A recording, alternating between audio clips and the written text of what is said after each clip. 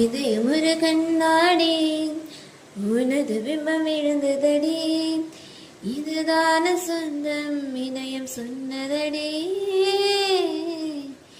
கண்ணாடி பிம்பம் கட்ட கையொன்றுமில்லையடி, கண்ணாடி ஊஞ்சல் பிம்பமாடுதடி.